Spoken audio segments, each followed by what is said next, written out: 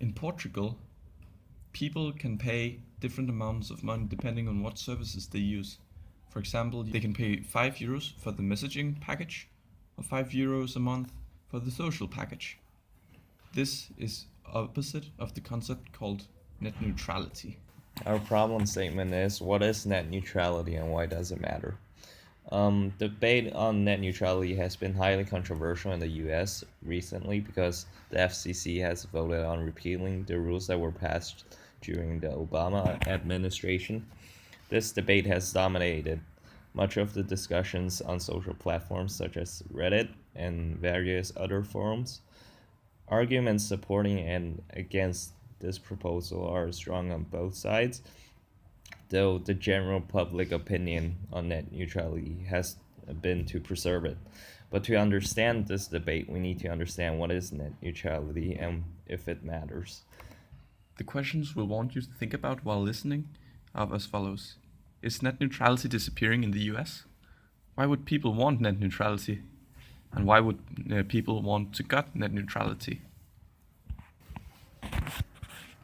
So, what is net neutrality exactly? Net neutrality is the principle that all traffic on the internet should be treated equally.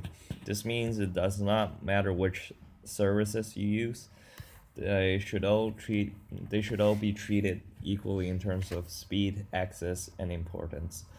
The ISPs should therefore not tamper with the speed of some sites in order to promote others who pay them more money, for example.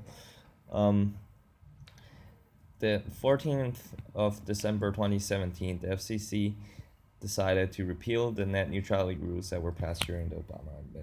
So a lot has happened in the timeline of the net neutrality fight, and a lot of it started back in January 2014 when a lot of people heard about this net neutrality.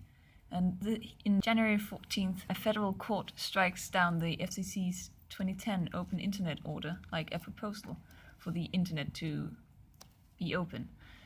And about a few months later, April 2014, a new proposal is leaked and the public interest soars throughout the year. And here in 2014, throughout the year, 3.7 million people commented on these net neutrality rules, and most were supporting it.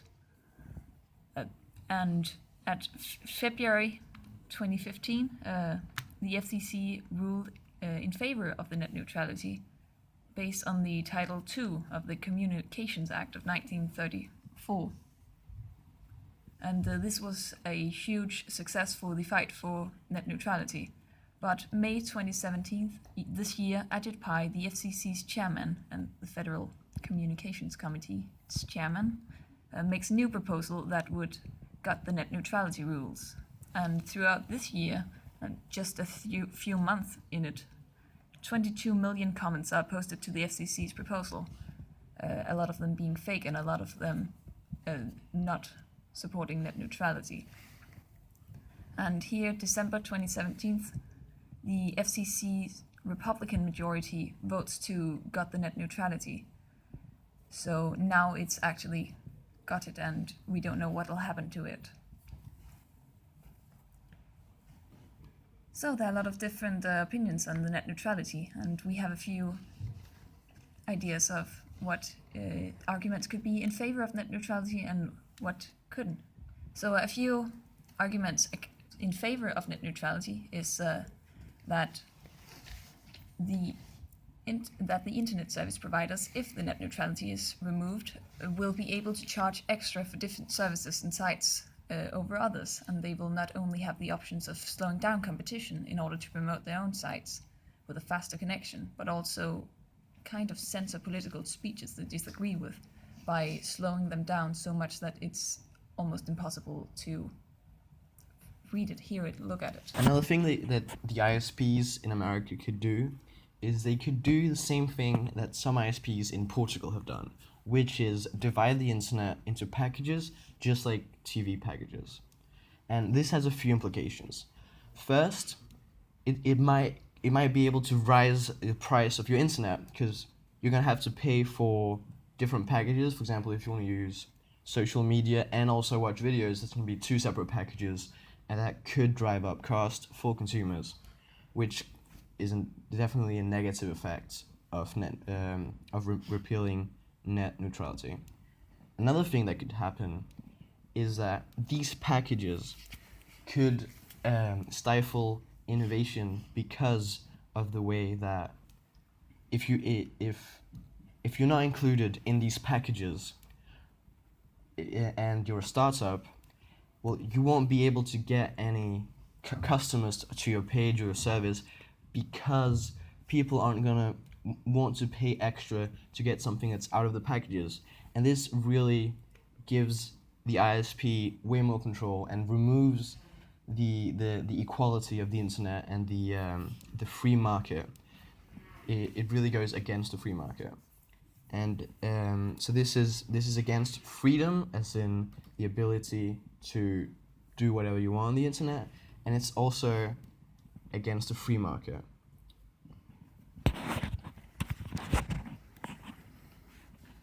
Arguments against net neutrality include the following. So a lot of people are concerned that now that large corporations will have more control about